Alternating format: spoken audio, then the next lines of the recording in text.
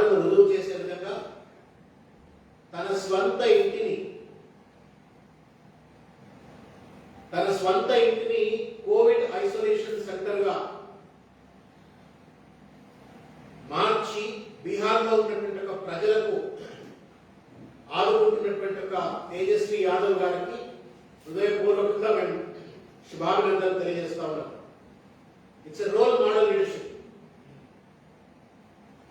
We wholeheartedly congratulate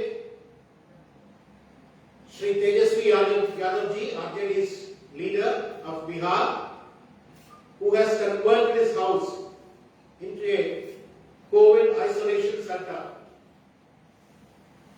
Salutes to you, Tejasvi Yadav ji.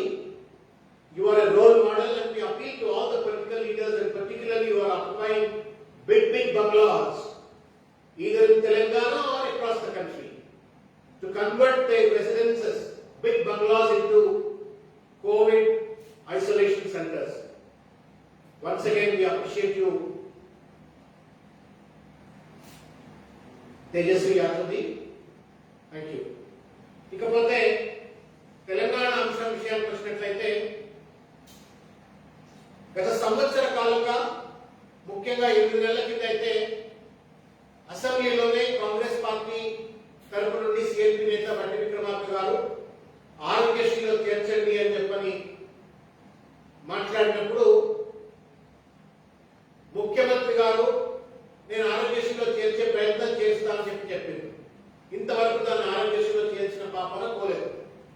కానీ నిన్న కేంద్ర ప్రభుత్వానికి సంబంధించినటువంటి ఒక ఆయుష్మాన్ భారత్ అనేటువంటి ఒక పథకాన్ని తెలంగాణలో అమలు పరుస్తాము అని చెప్పని ఎంఓయూ సంతకం చేసుకున్నట్టుగా వార్తలు వినొచ్చినాయి. ఈ బుద్ధి, ఈ సోయి గతంలోనే ఎందుకు లేదు అని చెప్పని వాళ్ళ ముఖ్యమంత్రి గారిని ప్రశ్నిస్తాం. 2018లో ప్రవేశపెట్టినటువంటి ఆయుష్మాన్ భారత్ దాదాపు ప్రతి కుటుంబానికి 5 లక్షల రూపాయల చొప్పున హెల్త్ ట్రీట్మెంట్ లభించేటువంటి ఒక వెసులుబాటు ఉన్న తర్వాత కూడా ముఖ్యమంత్రి గారు ఎందుకు అమలు చేయలేదు? కేవలం రాత్రి నిన్న మాత్రమే ఆ నిర్ణయం ఎందుకు తీసుకున్నారో సమాధానం చెప్పాలని చెప్పి మేము అడుగుతాం. We welcome it.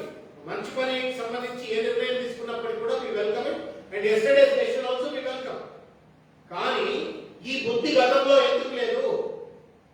మీకు తోసినట్టుగా మీ ఇష్టానుసారంగా నిర్ణయాలు తీసుకోవడానికి మీకు హక్కు లేదు, అధికారం లేదు. ముఖ్యమంత్రి గారు, కేంద్ర ప్రభుత్వం ఒకసారి ఒక పథకం పట్టుకొచ్చిన తర్వాత రాష్ట్ర పథకం కంటే కూడా ఒకవేళ మంచిగున్నట్టయితే దాన్ని అమలు చేయాలి. ఎందుకు అమలు చేయలేదు? నిన్ననే ఎందుకు అమలు పట్టుకొచ్చిందో సమాధానం చెప్పాలని నేను కోరుతా ఉన్నాను. ముఖ్యమంత్రి గారు ఎప్పుడైతే ఆయుష్మాన్ భారత్ అమలు చేయమని చెప్పని ఏదైతే పాపులర్ డిమాండ్ ఎప్పుడైతే ముందుకు వచ్చిందో అసెంబ్లీ సాక్షిగా మాట్లాడిండు. ఎవరు మాట్లాడిండు? ఆయుష్మాన్ భారత్ కంటే కూడా మంచి స్కీమ్ ఆరోగ్యశ్రీ అని చెప్పిండు.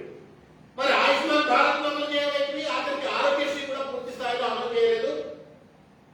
కరోనాను ఆరోగ్యశ్రీలో చేర్చమని చెప్పని నెత్తి మీద నోరు పెట్టుకొని బతుకున్నప్పటికీ కూడా దాన్ని అమలు చేయకుండా మోసం చేసిన పరిస్థితి. Delayed decision is a disastrous thing. సందర్భోచితంగా, సమయానికి అనుకూలంగా సందర్భోచితంగా నిర్ణయాలు తీసుకోవాల్సిన బాధ్యత ప్రభుత్వ పెద్దల మీద వస్తుంది. మీరు గత సంవత్సర కాలంగా కోవిడ్ పేరు మీద వేల కోట్ల రూపాయలు ఇవాళ ప్రజలు నష్టపోతా ఉంటే అటు ఆరోగ్యశ్రీగా చేర్చలేదు. సంవత్సర కాలం తర్వాత ఇవాళ కోవిడ్ లో నేను ఆయుష్మాన్ భారత్ నేను అమలు పరుస్తున్నానని చెప్తే ఈ సంవత్సర కాలంగా ప్రజలు నష్టపోయిన దానికి కేసీఆర్ గారు మీరు కట్టిస్తారని చెప్పి నేను అడుగుతా ఉన్నాను. రమారని మామూలు లెక్కలు తీసుకుంటే కూడా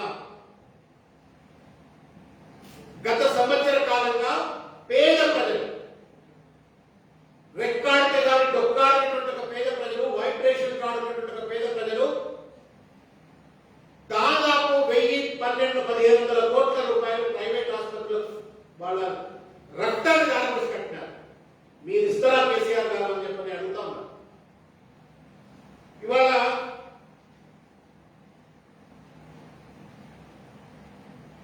ఒక యుద్ధం జరుగుతా ఉంది. కరోనా మీద ఒక యుద్ధం జరుగుతా. యుద్ధం జరుగుతుంటే ఫామ్ హౌస్ లో కూర్చొని ఒక లెయిడ్ బ్యాక్ డెసిషన్స్ తీసుకుంటా అంటే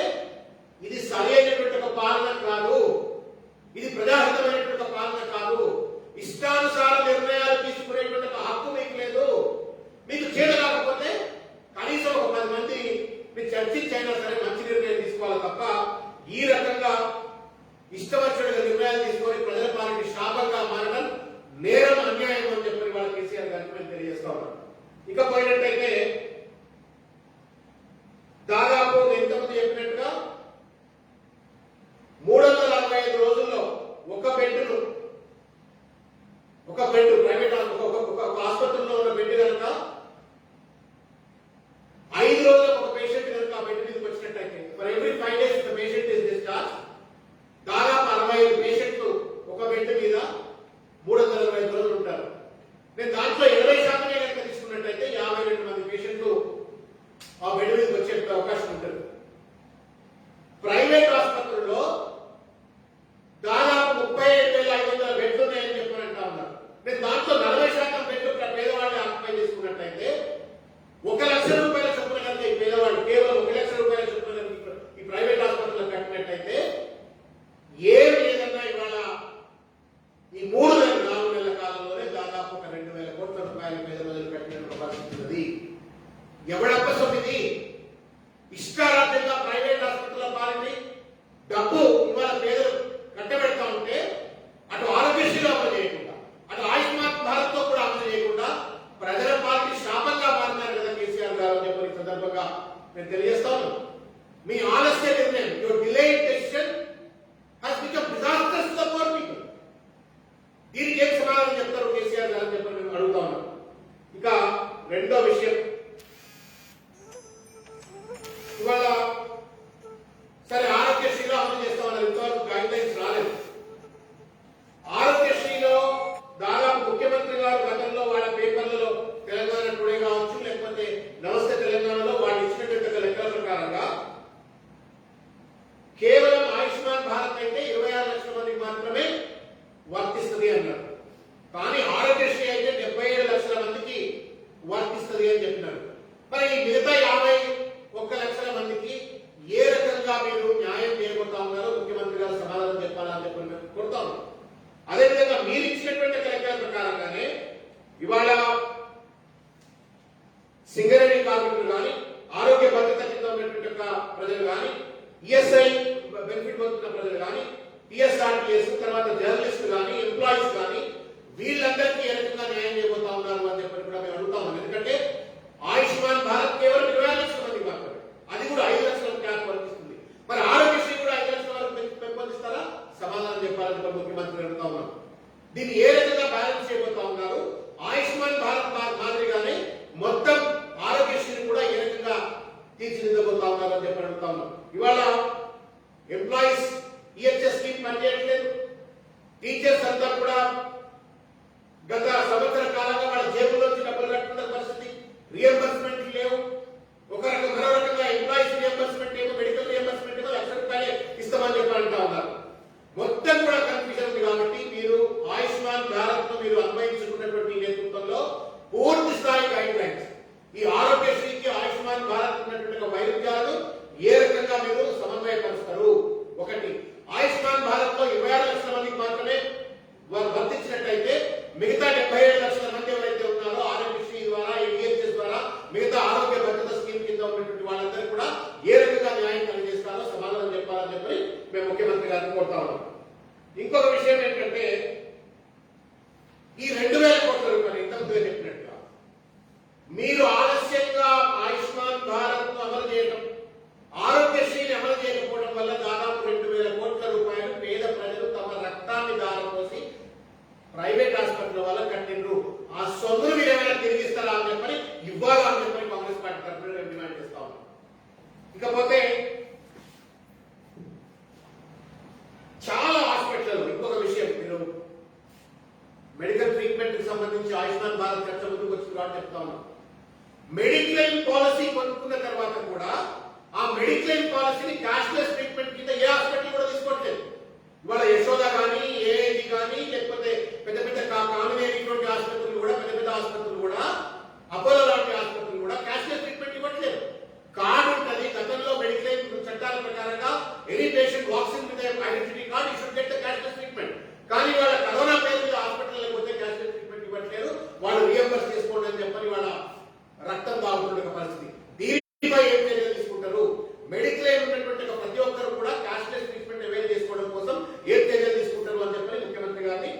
ప్రశ్నిస్తా ఉన్నాము. ఆ రకమైనటువంటి చర్యలు మెడిక్లెయిమ్ అంతా కూడా క్యాష్లెస్ ట్రీట్మెంట్ అందజేసే విధంగా చర్యలు తీసుకోవాలని చెప్పని కూడా మేము కోరుతా ఉన్నాం. ఇంకొక విషయం ఏంటంటే ఇవాళ ఇప్పుడు ఆరోగ్యశ్రీ ఆయుష్మాన్ భారత్ లో 5 లక్షల రూపాయలు వరకు లిమిట్ ఉందని చెప్పని మనం గైడ్ లైన్స్ లో వింటా ఉన్నాం. మీరు గతంలోనే ఒక జీవో పట్టుకొచ్చినారు, 248 జీవో జూలై 2020లో పట్టుకొచ్చినారు. దాదాపు ఒక 7,500 రూపాయల చొప్పున ప్రతి బెడ్ లో ప్రతి ఐసీయూ బెడ్ లో 7,500 కంటే పన్నే కట్టకూడదు అని చెప్పారు. కానీ ఈ జీవోని ఎవరు కూడా పట్టించలేదు. తెలంగాణలో ఉన్నటువంటి ఏ ప్రైవేట్ హాస్పిటల్ కూడా ఈ జీవోను పట్టించుకోవట్లేదు. ఇది చెత్త కాగితం, పరికరాల కాగితం అని చెప్పని మీరు ఇచ్చిన జీవోను చెత్త కాగితంగా ఇవాళ ప్రైవేట్ హాస్పిటల్లో పడేసే పరిస్థితి చూస్తా ఉన్నాం. ఇదొక పరిస్థితి అయితే ఇవాళ మీరు 5 లక్షల రూపాయలు ఆయుష్మాన్ భారత్ కింద అప్పర్ లిమిట్ ఉన్నట్టయితే ఇవాళ హాస్పిటల్ పరిస్థితి ఎట్లా ఉందా అంటే కోవిడ్ వచ్చింది అని చెప్పని దగ్గుకుంటే తుమ్ముకుంటాడు హాస్పిటల్ పోగానే అరే జ్వరం వచ్చిందిరా బలిక బకరా ఆగారా అని చెప్పని తీసుకుపోయి లోపల పెట్టి వారికి అడ్డమైన ఇంజక్షన్లు ఇచ్చేసి పంపిస్తున్నారు తెలియని ఒక పరిస్థితి. ఇష్టం వచ్చిన బిల్లు వేస్తున్న పరిస్థితి. ఈ 5 లక్షల అప్పర్ క్యాప్ కనుక ఒకవేళ మీరు ప్రైసింగ్ క్యాప్ కనుక పూర్తి స్థాయిలో ఈ జీవో అమలు చేయకపోయినట్టయితే 5 లక్షలు పర్ ఫ్యామిలీ. ఒక పేషెంట్ కి 5 లక్షలు అయిపోయినట్టయితే మళ్ళీ రెండో ఫ్యామిలీలో రెండో పేషెంట్ కనుక ఒకవేళ రోగం వచ్చినట్టయితే మళ్ళీ జేబులకి డబ్బులు కట్టే పరిస్థితి ఏర్పడుతుంది. కాబట్టి ఆయుష్మాన్ భారత్ ను అమలు చేస్తూనే ఆరోగ్యశ్రీపై సరైనటువంటి నిర్దేశాలు ఇస్తూనే మీరేదైతే జీవో ఆర్టీ 248 ఏదైతే ఇచ్చిందో దాన్ని పూర్తి స్థాయిలో అమలు చేయాలా.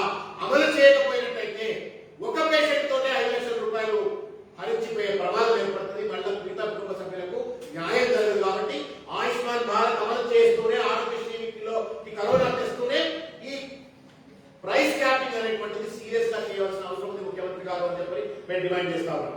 ఇకపోతే రెండో అంశం ఏంటంటే ముఖ్యమంత్రి గారు మీరు మర్చిపోయిందనేమో దాన్ని మేము మీకు గుర్తు చేయదలుచుకున్నాం.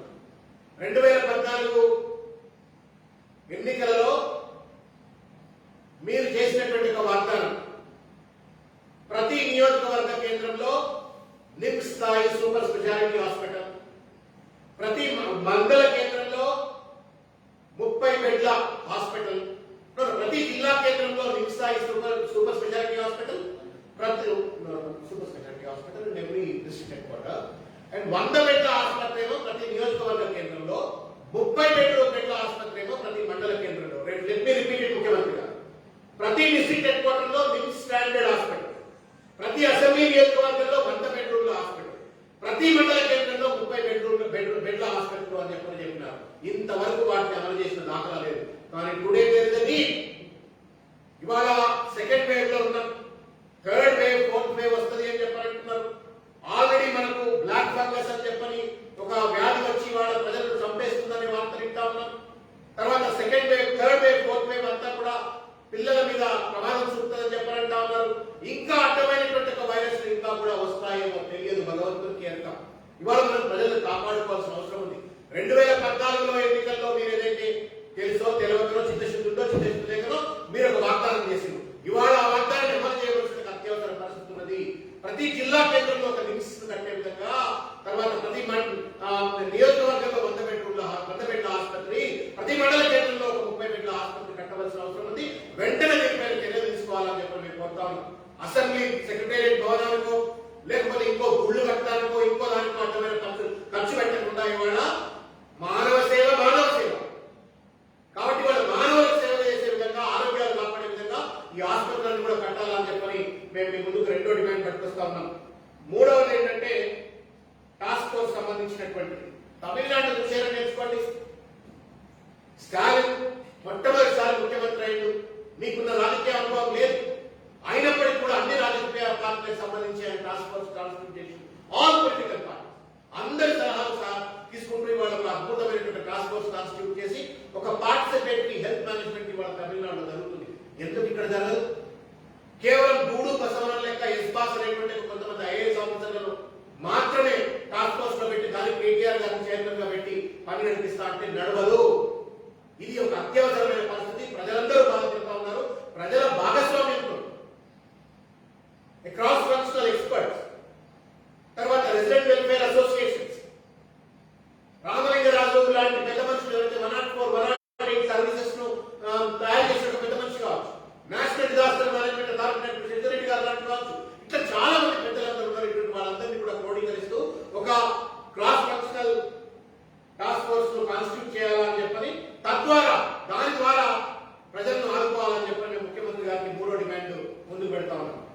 ఇంకా నాలుగో అంశం, ఈ నాలుగో అంశం చాలా కీలకమైనటువంటి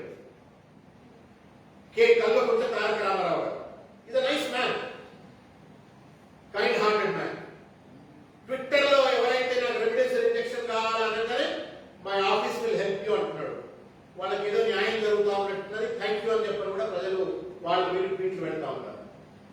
అట్లనే టీఆర్ఎస్ పార్టీలో ఒకరిద్దరు పెద్ద పెద్ద నాయకులు కూడా పనిచేస్తా ఉంటారు. మంచి ఈ మంచితనానికి మేము జోహార్ సలాం. కానీ మేమెందుకు చేద్దామని మీ ఒక్కళ్ళకి రెమిడెసివిర్ ఇంజెక్షన్ అందుబాటులో ఉందో మా కాంగ్రెస్ పార్టీ ఆఫీస్ లో కూడా ఈ రూమ్ బయట కంట్రోల్ రూమ్ ఉంది, 24/7 మా వాళ్ళు వచ్చి కూర్చుంటున్నారు అక్కడ. ఎవరన్నా ఫోన్ చేసి ఏం అడిగితే వాళ్ళ పోషణ విధంగా సాయం చేస్తా ఉంటారు. కల్వకుంట్ల తారక రామారావు గారికి రెమిడెసివిర్ ఇంజెక్షన్ల స్టాక్ ఎంత అందుబాటులో ఉంటుంది, మాలాంటి స్వచ్ఛందంగా పనిచేయాలనుకున్నటువంటి కాంగ్రెస్ పార్టీ కూడా కంట్రోల్ రూమ్ పెట్టి నడుపుతా ఉంది, మాకెందుకు అందుబాటులో ఉండదు? We also want to distribute. ఒక పక్క ఢిల్లీ కోర్టు హైకోర్టు ఏం చెప్పింది అంటే holding of any medical covid drugs is a crime అని చెప్తా ఉంది. ప్రభుత్వం ఏం చెప్తా ఉంది, ఎవరు కూడా రెమిడెసివిర్ డ్రగ్స్ ను హోల్డ్ చేయొద్దు, చేసినట్టయితే చట్టపరమైన చర్యలు తీసుకుంటామని చెప్పి పోలీసు వాళ్ళు చెప్తా ఉన్నారు, విజిలెన్స్ వాళ్ళు చెప్తా ఉన్నారు, ప్రభుత్వ పెద్దలు కూడా చెప్తా ఉన్నారు. మరి on what capacity mister KTR is able to hold the drugs? Municipal కార్యాలయంలో మెసప్టాక్ లో ఉన్న మున్సిపల్ కార్యాలయంలో వాళ్ళు అక్కడికి పేషెంట్లు పోయి ప్రిస్క్రిప్షన్ ఆధార్ కార్డు చూపెట్టి 3,500 రూపాయలు మేము గూగుల్ పే చేస్తామంటే కూడా వద్దంటున్నారు. క్యాష్ ఇవ్వండి మేము మీకు ఇస్తామని చెప్పి రెమిడెసివిర్ ఇంజెక్షన్ ఇస్తున్నారు, మంత్లీ ఇస్తున్నారు. How are you able to hold? మీరు ఎట్లా మీరు హోల్డ్ చేయగలుగుతున్నారు?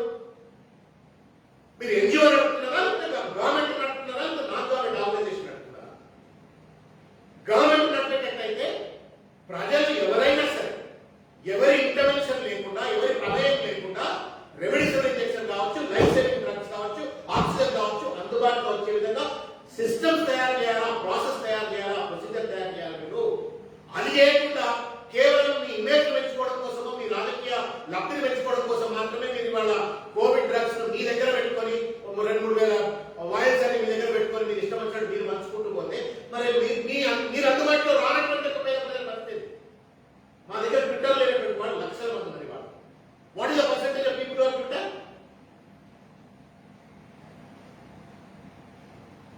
మేము సూటిగా అడుగుతాము,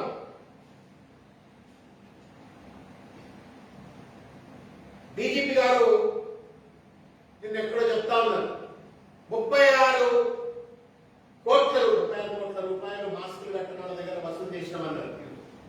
31 crores. 31 కోట్ల రూపాయలు మాస్కులు పెట్టుకోకపోతే ఎందుకు వసూలు చేస్తా ఉన్నారు? There is a GO. ఏం జీవో అని? మాస్కులు పెట్టుకోకపోయినట్లయితే ఫైన్ వేస్తామని. మరి అదే జీవో ఇప్పుడు కూడా పట్టుకొచ్చింది కదా. రెమిడెసివిర్ లాంటి ఇంజెక్షన్స్ ఎవరు హోల్డ్ చేసినా వాళ్ళపై మేము చర్యలు తీసుకుంటామని చెప్పాలి. Why is that government taking action, sir? Why there is no raid on the municipal office which is distributing remdesivir injections? నేను ఒక చిన్న నా పర్సనల్ ఎక్స్పీరియన్స్ నేను చెప్పదలుచుకున్నాను. అంటే ఇంత దుర్మార్గంగా ఉన్నటువంటి ఒక పరిస్థితి అంటే ఇవాళ నేను టస్లీన్ మాకు ఇంజెక్షన్ కావాలని చెప్పని ఒక టోలీ చౌకీలో ఒక ఓమినీ హాస్పిటల్లో ఉన్న ఒక పేషెంట్ వాళ్ళకు సంబంధించిన వాళ్ళు మాకు ఇంజెక్షన్ కావాలని చెప్పాలంటే ఏం చేయాలో దిక్కు దోచక డాక్టర్ జిఎస్ రావు అని చెప్పిన ఎవరైతున్నారో శ్రీనివాసరావు కూడా ఆయన ఫోన్ చేసి అడిగితే ఆయన ఒక ఫార్మాట్ పంపి నింపి మీరు నాకు పంపించండి అంటే నిజంగా ఇస్తాడో ఏమని చెప్పి ఆ ఫార్మాట్ అంతా నింపి హాస్పిటల్ పంపించి మొత్తం ఫార్మాట్ నింపించి డాక్టర్ ప్రిస్క్రిప్షన్ యాడ్ చేసి మళ్ళీ ఆయన పంపిస్తే we have send it to refer it to మా కమిటీకి పంపించిన కమిటీ ఒకవేళ కన్విన్స్ అయితే ఇంజెక్షన్ ఇస్తారు. ఆ ఇంజెక్షన్ రాలేదు, ఆ పేషెంట్ చచ్చిపోయింది. This is situation what is happening. KTR గారికి అందుబాటులో ఉంటారు కానీ చాలా మంది ప్రజలకు అందుబాటులో రావట్లేవు. మీ ప్రమేయం లేకుండా ప్రజలందరికీ ఈజీగా అందుబాటులో ఉండే వ్యవస్థ తయారు చేయమంటే మాకు ట్విట్టర్లో వస్తే మాత్రమే మేము రెస్పాండ్ అవుతాం, వాళ్ళకి మాత్రమే మేము అందజేస్తాం అనేటువంటి వ్యవస్థ సరి అయినటువంటిది కాదు అని చెప్పి వాళ్ళ ముఖ్యమంత్రి గారు కేటీఆర్ గారు మేము తెలియజేస్తా ఉన్నాం. దీనిపైన చర్యలు తీసుకోవాలని చెప్పి కూడా మేము ప్రభుత్వాన్ని విజ్ఞప్తి చేస్తా ఉన్నాం. ఇంకొక విషయం ఏంటంటే ఇక ప్రైవేట్ ఆసుపత్రుల లూటీ గురించి నేను మాట్లాడవచ్చు. జార్ఖండ్ లో హేమంత్ సోరెన్ గారు, ఒరిస్సా కావచ్చు,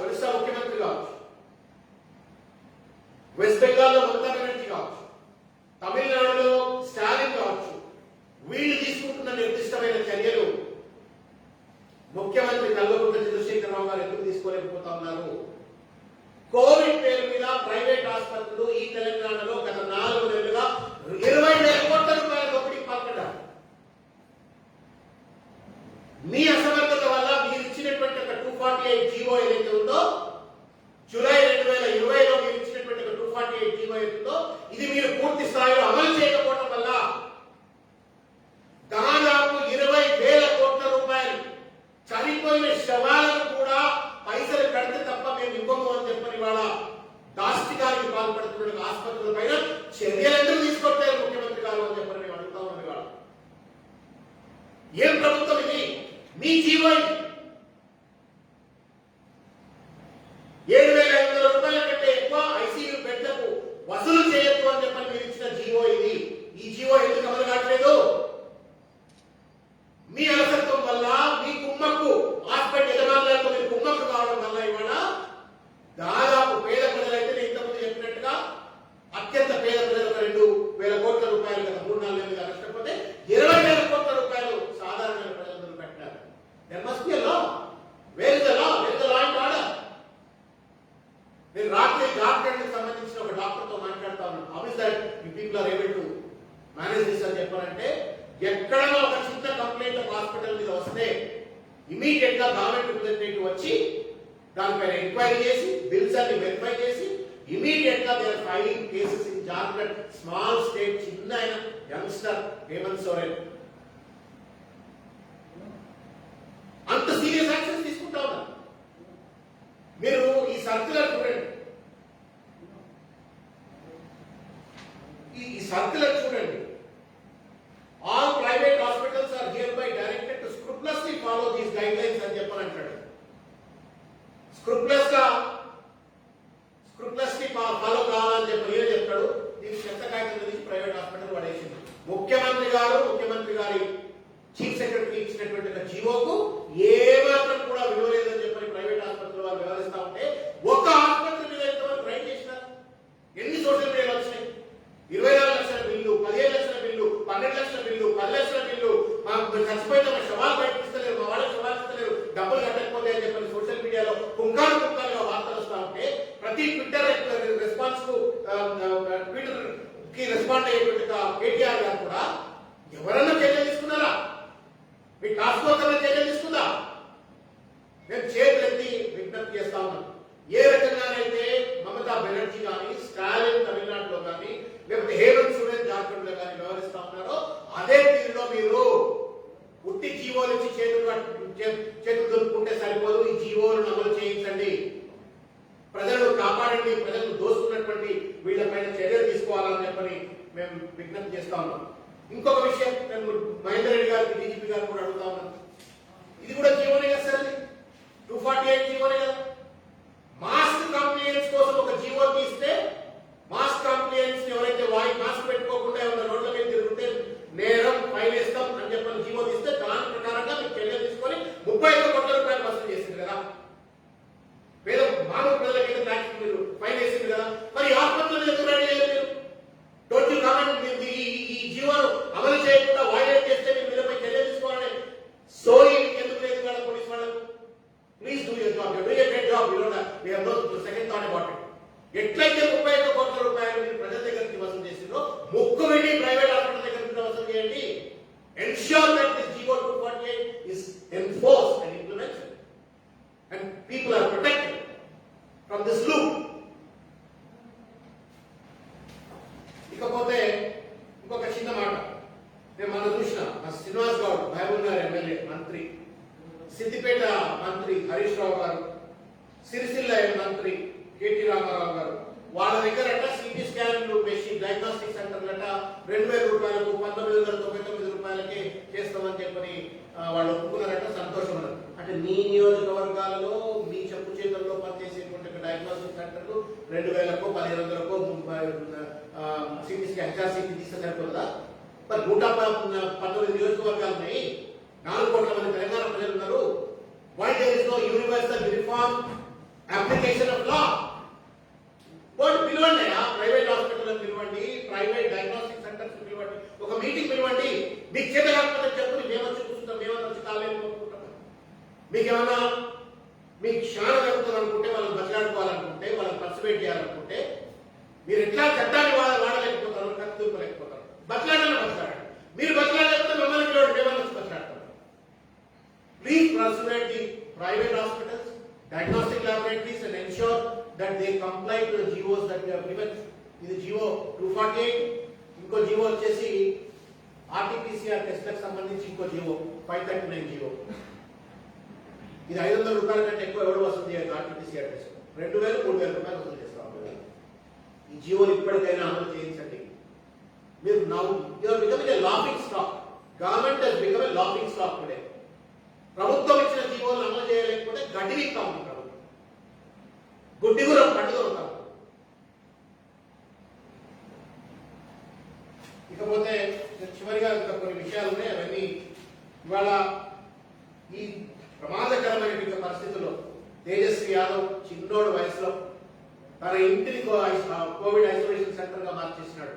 మై హంబుల్ సెల్యూట్స్ ఇంతకుముందు చెప్పినట్టుగానే అదే విధంగా ఈ ప్రభుత్వం కూడా మంచి మంచి సినిమా థియేటర్లు, ఎయిర్ కండిషన్ సినిమా థియేటర్లు ఉన్నాయి, air condition banquet halls, marriage halls ఉన్నాయి, మంచి ఏసీ ఫెసిలిటీస్ ఉండి బాత్రూమ్లు అన్ని ఉన్నటువంటి. Please take over them and convert them into isolation centers. తర్వాత వ్యాక్సినేషన్ ఆన్ వీల్స్, ప్రతి ఇంటికి కూడా ప్రతి సందుకు గల్లీకి పోయి వ్యాక్సినేషన్ ఇచ్చే విధంగా మీరు చర్యలు చేపట్టాలని చెప్పని కాంగ్రెస్ పార్టీ తరఫున కోరుతా ఉన్నారు. అదేవిధంగా చాలా మంది బ్రెడర్నర్స్ చచ్చిపోయినారు. ఇంట్లో డబ్బులు సంపాదించి భార్యను పిల్లలను పోషించేటువంటి ఒక వ్యక్తులు చనిపోయినారు. ఆంధ్రప్రదేశ్లో పెద్ద ఎత్తున సోషల్ సెక్యూరిటీ మెజర్స్ అమలు చేస్తా ఉన్నారు. జార్ఖండ్ లాంటి రాష్ట్రంలో కావచ్చు, మహారాష్ట్ర లాంటి రాష్ట్రంలో, తమిళనాడు కావచ్చు, ఎవరైతే బ్రెడర్నర్ ఉన్నారో, ఇంట్లో ఉపాధి ఉన్నటువంటి వాళ్ళు, ఏక ఉపాధి డబ్బులు సంపాదించేటువంటి ఉద్యోగంలో ఉన్నటువంటి వాళ్ళ తల్లి గారి తండ్రి గారు చనిపోయినట్టయితే వాళ్ళ పిల్లలందరికీ కూడా ఉచిత విద్య, తర్వాత వాళ్ళ సోషల్ సెక్యూరిటీ కోసం 10 లక్షల రూపాయల పిల్లల యొక్క బ్యాంక్ అకౌంట్ డిపాజిట్ చర్యలు చేపడతారు. దయచేసి మానవత్వంతో ఆలోచించండి ముఖ్యమంత్రి గారు. చాలా మంది పిల్లలు వాళ్ళ అనాథలు అయిపోయారు. రికార్డు ఒక్కాడంటే ఒక కుటుంబాల్లో ఒక్క రికార్డు ఇచ్చేటువంటి కుటుంబ సభ్యుడు చనిపోతే అన్నమో రామచంద్ర అని చెప్పని పిచ్చగాడుగా మారిన పరిస్థితి మేము చూస్తా ఉన్నాం. వాళ్ళని ఆదుకునేటువంటి విధంగా పిల్లల కోసం అని చెప్పని మీరు స్పెషల్ ఫోకస్ పెట్టండి, స్పెషల్ పాలసీ పట్టుకోండి. వాళ్ళకు free health, free education, free social security ఉండే విధంగా వెసులుబాటు కల్పించాలని చెప్పని కోరుతా ఉన్నాం. అదేవిధంగా చాలా మంది జర్నలిస్టులు కూడా చనిపోయినారు. వాళ్ళని first line front line warriors గా గుర్తించారు. ప్రభుత్వంతో సమానంగా పనిచేస్తున్న పత్రికా విలేకరులందరికీ కూడా ఫ్రంట్ లైన్ వారియర్స్ గా గుర్తించి చనిపోయినటువంటి వాళ్ళ కుటుంబాలందరికీ కూడా 1 కోటి రూపాయలకు తగ్గకుండా వాళ్ళందరికీ కూడా ఎస్టిమేషన్ ఇవ్వాలని చెప్పారు. అదేవిధంగా మీరు చూసినట్టయితే నిన్న వార్తల్లో చూస్తా ఉన్నాం, Nagarjuna Sagar is now become a hot hub of Covid. ఎందుకు? ఎలక్షన్ లో ఇష్టం వచ్చినట్టు మిగతా ప్రాంతాలకు వచ్చిన వాడు ప్రచారం చేస్తున్నారు. వాళ్ళు పట్టించుకునే నాదులు లేదు. వాళ్ళు ఆ ఎన్నికల విధులలో డ్యూటీలు చేసినటువంటి ఉద్యోగస్తులు చనిపోతా ఉన్నారు. పట్టించుకునే నాదులు లేదు. Delhi court Hess order, Uttar Pradesh Allahabad high court order ఇచ్చింది.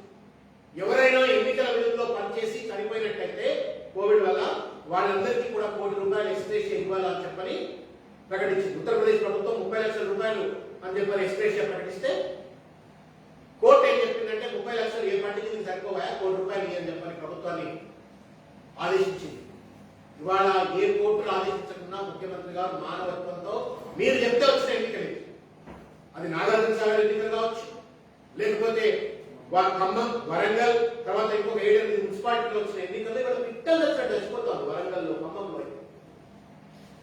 టీచర్స్, ఎవరైతే గవర్నమెంట్ ఉద్యోగులు ఎవరైతే ఎన్నికల విధుల్లో పనిచేసిందో వాళ్ళందరికీ కూడా 1 కోటి రూపాయల ఎక్స్‌గ్రేషియా. జర్నలిస్టులు, ఫ్రంట్ లైన్ వారియర్స్ ఎవరైతే పనిచేస్తున్నారో ప్రతి కుటుంబానికి వాళ్ళకి 1 కోటి రూపాయలు. అదేవిధంగా ఎన్నికల విధుల్లో పాల్గొని చనిపోయినటువంటి వాళ్ళ కుటుంబాలకు కూడా 1 కోటి రూపాయలు ఇవ్వాలని చెప్పని డిమాండ్ చేస్తా ఉన్నాం. ఇకపోతే సార్ అన్నారు 50,000 మందిని రిక్రూట్ చేస్తామని చెప్పి అన్నారు. సరే, ఇవాళ టీఎస్పీఎస్సీలో చైర్మన్ ఇంకా కొంతమందిని అపాయింట్ చేసినట్టున్నారు. వెంటనే 50,000 ఉద్యోగాలకు సంబంధించిన నోటిఫికేషన్ విత్ ఇన్ 1 వీక్ రావాలని చెప్పని కాంగ్రెస్ పార్టీ పక్షాన మేము డిమాండ్ చేస్తా ఉన్నాము. We have to face not only the challenge of present second wave but also third and fourth wave. But also black fungus, but also invisible, మనకు తెలియనటువంటి ఒక virus ఇంకెన్ని వస్తాయో తెలియదు. కాబట్టి వాటన్నింటినీ ఎదుర్కోవాలంటే ముఖ్యమంత్రిగా మీరు మర్చిపోయిన 2014 ఎన్నికల వాగ్దానం ప్రతి జిల్లాలో స్థాయి ఆసుపత్రి, ప్రతి అసెంబ్లీ నియోజకవర్గంలో 100 బెడ్ల ఆసుపత్రి, ప్రతి మండల కేంద్రంలో 30 బెడ్ల ఆసుపత్రి, దాంతో పాటు మీరు మనం చేసినటువంటి ఒక 50,000 ఉద్యోగాల మెడికల్ డిపార్ట్మెంట్ లో ఉద్యోగాల భర్తీకి సంబంధించి యుద్ధ ప్రాతిపదికన చర్యలు తీసుకోవాలని చెప్పని కోరుతూనే మేము ఇంతకుముందు చెప్పినట్టుగా